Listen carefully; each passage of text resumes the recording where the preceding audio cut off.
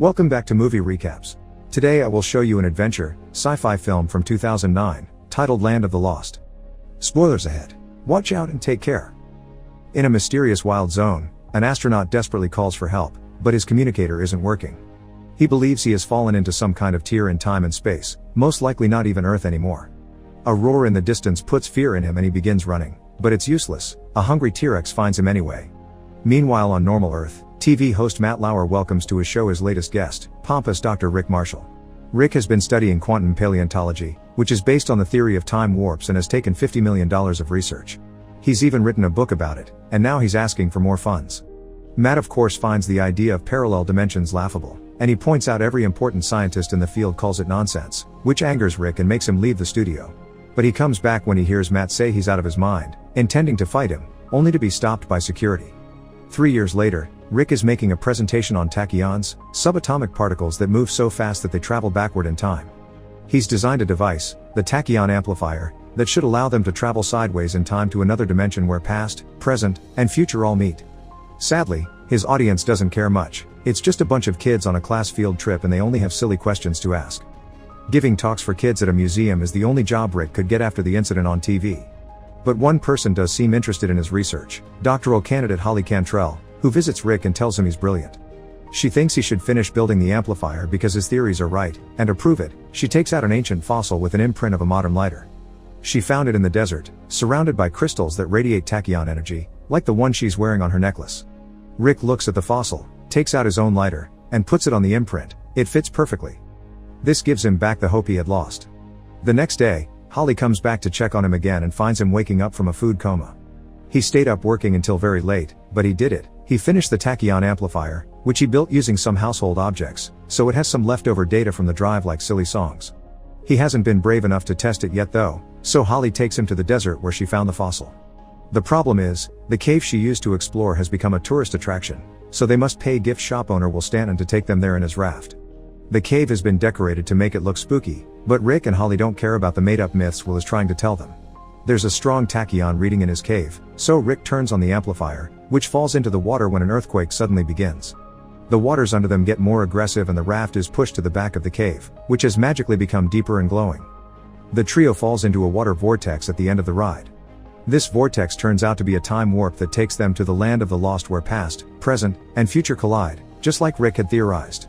They're on a big desert surrounded by miscellaneous things that have fallen there, from random doors to a Viking ship. The only issue is that they've lost the amplifier, so they must find it if they want to return home. A sudden noise alerts them of a presence nearby, so they go investigate. They find two advanced primate creatures about to sacrifice a third, so the trio decides to cut in to rescue him. Will tries to scare them off with the flame of his lighter, but the creatures simply grab it when he accidentally drops it on the ground and run away. Since she's studied primitive languages, Holly approaches the third creature to show him their friends, and they learn his name is Chaka. Rick tries to check Chaka's wounded ankle, but this makes him freak out and run, so the trio goes after him. They end up falling into a hidden sandpit that takes them to an underground cave filled with bones. Sentient vines sneak on them from behind and grab them by the waist to hang them on a tree, so the group begins swinging from side to side to try to reach the trunk. A T-Rex appears on the opposite side and tries to eat them, but because of the swinging, he misses them and chomps on the vines instead. This frees the group and makes them fall to the ground, where they immediately start running away into the jungle, where they stop to take a picture of the T-Rex for proof before making their way into a mountain. Chaka has crossed a bridge and is trying to destroy it to stop the dinosaur from following him, so the trio must run extra quickly so they aren't left behind. They cross to the other side just in time, and when the T-Rex sees how narrow the bridge is, it decides the risk isn't worthy and leaves. It changes its mind however, when it hears Rick say its brain is the size of a walnut, so it turns around and jumps over the gap to go after them again. The group begins running once more and enters a different cave with an entrance too small for the T-Rex to go through, so this time it gives up for good. Will is sure the dinosaur has been looking specifically at Rick, and Holly decides to call it Grumpy.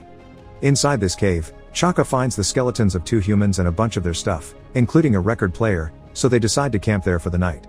With Holly acting as his interpreter, Chaka tells them more about his life. He's the prince of his people and has been the victim of a treacherous plot to steal his throne. His only crime is to love too much, and he thinks he's been treated too harshly simply because he's pooped in the village well. Meanwhile, Will wants to put some boxes in front of the cave entrance to avoid being found, but Rick reminds him once again that dinosaurs have a brain the size of a walnut. Suddenly, something hits the cave and makes it shake, and when they go outside to check what it was, they find a giant walnut the T-Rex has thrown at them. The following morning, Chaka brings them some fruits for breakfast as a sign of friendship, but they have spiders inside, because that's what he considers food. The cave begins shaking again when a very bright light appears among the trees outside. Then Rick receives some weird visions of an alien asking him for help. He accepts this request and runs into the jungle with his group following him closely until they come across an abandoned temple with weird-looking statues and some kind of crystal obelisk that has been sending the message to Rick. Chaka is worried about these statues and tries to warn them of the beings hiding in the dark, but they can't understand him, so these lizard-like beings take the opportunity to come out and surround them. Holly takes off her belt in an attempt to use it as a weapon, and that gives Rick an idea. He uses the belt buckle to reflect sunlight on the statues and then the obelisk, opening a portal. They enter, but the beings can't. This portal takes them to a pocket dimension where the alien from Rick's vision, Enoch, hides.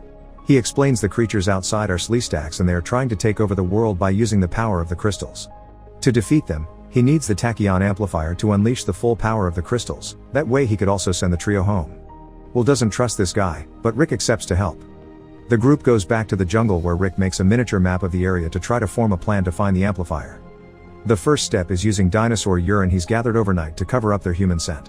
Rick showers himself with it twice, but his friends refuse to do it too.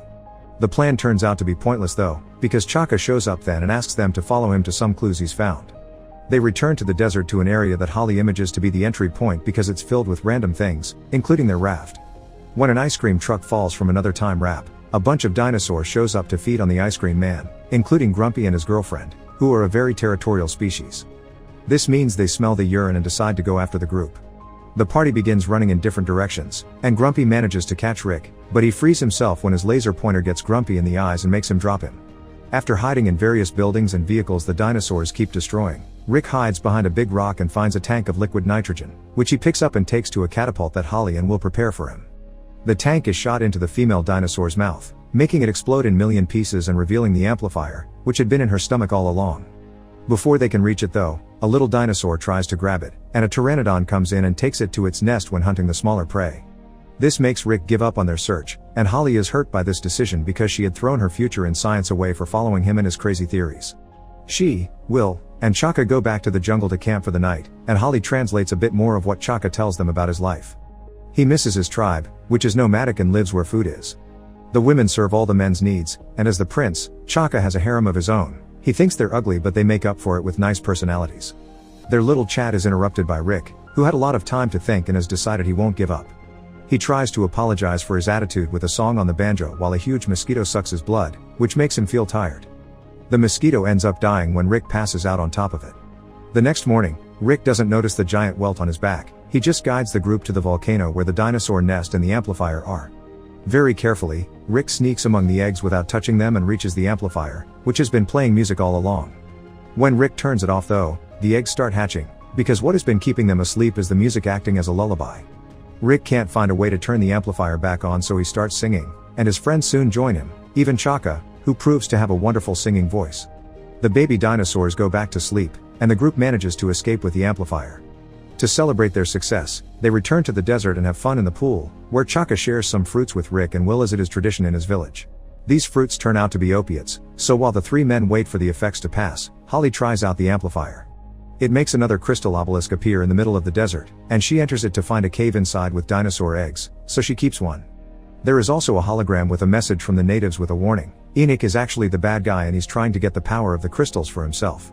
Before Holly can run back to tell her friends though, she's captured by a Sleestak. Meanwhile, the men fall asleep after eating a giant crab that fell in a hot spring and got boiled. The following morning, they discover Holly is gone, so Rick sends Chaka on a mission while he and Will explore the obelisk cave. There are Sleestaks guards around taking a break to shed, so the men steal their shed skins to put them on and pretend to be Sleestaks too. They follow the creatures to the temple where Holly is in a cage about to be lowered in lava for having helped Enoch, so now Rick and Will know the truth as well. The Sleestaks want to capture them too, so Rick jumps on Holly's cage and begins swinging it from side to side to hit each creature and push them into the lava.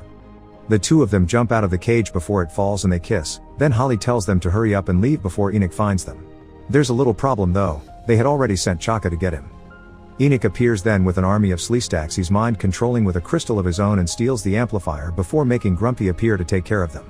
Rick decides he mustn't run anymore, so after sending Holly away for her own safety, he confronts the T-Rex. He tries to use some of the fireworks Will had in his pocket, but they don't work, so he throws them away together with his lighter, which creates the fossil Holly found. Next, he He uses a staff the Sleestack priest had been holding to try a pole vault, but Grumpy simply swallows him when he's in the middle of the air. Since Rick was his only goal, Grumpy ignores the others and leaves, so now the Sleestacks return to the temple. Enoch enters the obelisk and begins working the amplifier on the crystals while the group tries to fight off the Sleestacks, but there are too many of them. Suddenly, some powerful help arrives. It's Rick riding on Grumpy, who easily defeats all the enemies that surround them. Holly and Will want to know how he's alive, so Rick tells them Grumpy pooped him out, and when he was making his way out, he dislodged some intestinal blockage. Grumpy is thankful for that, so the two of them are now friends. The group enters the obelisk portal and finds Enoch, who has already opened a time wrap to Earth. Rick jumps on him and wrestles him on the ground, but when Will tries to help, he tilts the crystal tray and makes one fall, shattering it. This causes the door to close, so Rick thinks quickly and grabs Holly's crystal necklace to replace the one that broke. The door opens again, so Rick and Holly rush towards it to escape, but Enoch grabs Will and prevents him from doing the same. With the help of Chaka, Will pulls a wrestling move and captures Enoch before telling his friends to leave without him. He barely had a life back on Earth, so he is staying here with Chaka and starting over. Holly and Rick enter the portal and return to Earth, right at the entrance of the tourist cave in the desert. Meanwhile, Chaka takes Will with him to meet his tribe, where the women he called ugly are actually very human-like, so Will is happy to befriend them. A year later, Rick appears on TV again to rub his success on Matt Lauer's face. He shows everyone a dinosaur egg Holly brought with her, and promotes his new book that has been titled after Matt, which causes him to jump on him to punch him. After the show is over, the egg hatches while resting on the table, and reveals it's not from a dinosaur. There is a baby Sleestack inside. Make sure to subscribe and turn on notifications so you can watch more videos like this. Thanks for watching.